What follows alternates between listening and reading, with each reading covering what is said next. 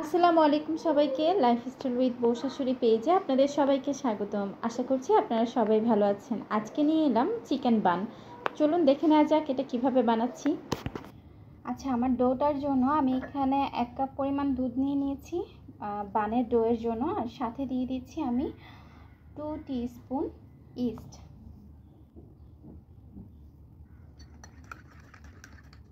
আর এটার সাথে দুধের সাথে আমি দিয়ে দিচ্ছি 1 টেবিল চামচ পরিমাণ চিনি, দিয়ে দিচ্ছি সামান্য পরিমাণের লবণ। এবার আমি এই মিশ্রণটি ভালো করে মিশিয়ে নেব।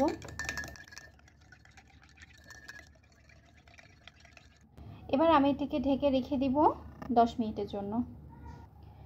বানের মাংস তৈরি করার জন্য আমি এখানে একটা ফ্রাই প্যান বসিয়ে দিয়েছি। এখন আমি এখানে 2 টেবিল স্পুন পরিমাণ তেল দিয়ে দিচ্ছি।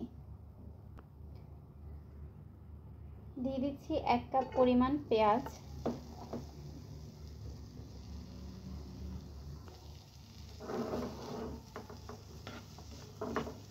এখন আমি পেঁয়াজটাকে হালকা করে ভেজে নিব। এখন আমি সামান্য পরিমাণের লবণ অ্যাড করে দিচ্ছি। আর আমি প্রায় 1 কাপ পরিমাণের মাংস নিয়েছি, এখানে 1 কাপ পরিমাণ মাংস রয়েছে। আর এই মাংসটি আমি আদা রসুন এগুলো দিয়ে আমি সিদ্ধ করে নিয়েছি, লবণও দিয়েছি, তার জন্য আমি পেঁয়াজে এখন লবণ কম দিচ্ছি।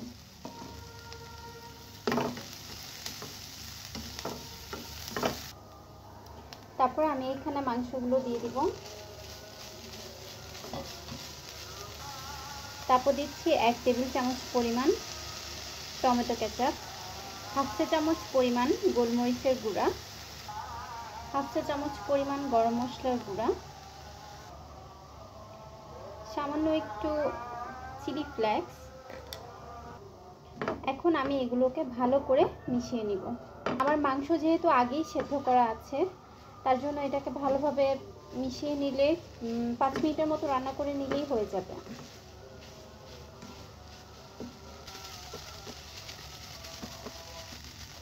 যে আমার বানের ভেতরে পুর দেওয়ার জন্য যে এলিমেন্টটা দরকার মাংসের পুর দেওয়ার জন্য, আমার এটা রেডি হয়ে গিয়েছে। এখন আমি এটাকে নামিয়ে নিব।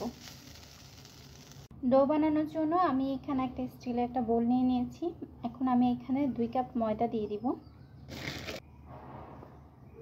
দিয়ে দিচ্ছি রুম টেম্পারেচারে থাকা একটি ডিম, আর দিচ্ছি 3 টেবিল চামচ পরিমাণ সয়াবিন তেল। তারপর যে দুধটা গুলিয়ে রেখেছিলাম সেটা এখানে দিয়ে দিব।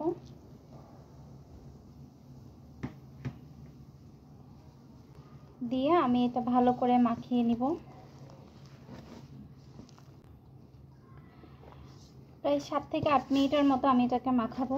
ভালো করে মাখিয়ে তারপর আমি এটা রেখে দিব 2 ঘন্টার জন্য রেস্টে।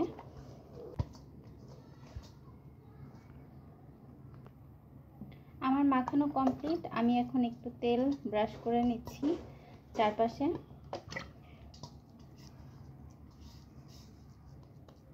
এবার আমি এটাকে ঢেকে রেখে দিব 2 ঘন্টার জন্য। 2 ঘন্টা হয়ে গিয়েছে। এখন দেখুন ডোটা ফুলে প্রায় দ্বিগুণ হয়ে গিয়েছে।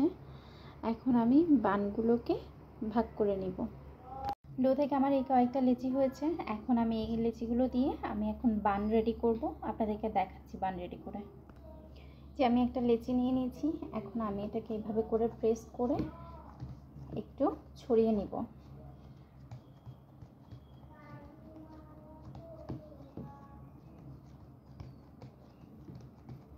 এই যে আমি একটা পুরি সমান, আমরা যে ডালপুরি খাই সেরকম সাইজে আমি একটু ছড়িয়ে নিয়েছি। এখন আমি এর মধ্যে মাংসের পুরটুকু দিয়ে দিচ্ছি পরিমাণ মতো।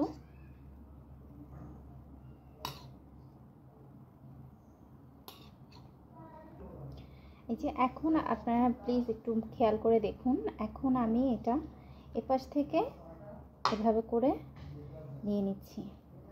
তারপর আস্তে আস্তে আস্তে আস্তে এই পাশের মুখটা বন্ধ করে দিচ্ছি। তারপর এভাবে করে এই পাশের মুখটা বন্ধ করে দিচ্ছি। আর এই যে চিকেন বান রেডি। এখন আমি এটিকে তেলে ভেজে নিব। আর এভাবে করে আমি বাকি সবগুলো আমি বানিয়ে নিচ্ছি। আমি আরেকটা দেখিয়ে দিচ্ছি।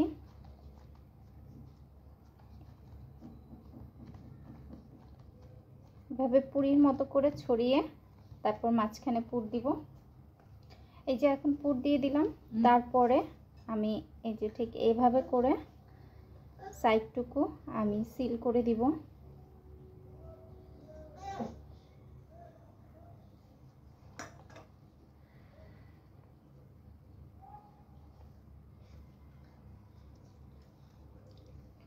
এই যে হয়ে গেল। এবার এটাকে আমি রেস্টে রাখবো আরো 10 মিনিট।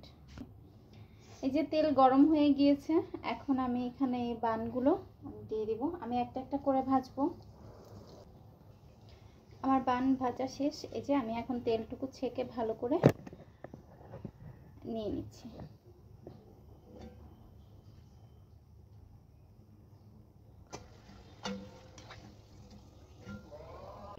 এই যে আমার চিকেন বানগুলো রেডি। যে দেখুন কতটা সফট হয়েছে। আমি একটা ছিঁড়ে দেখাচ্ছি আপনাদেরকে।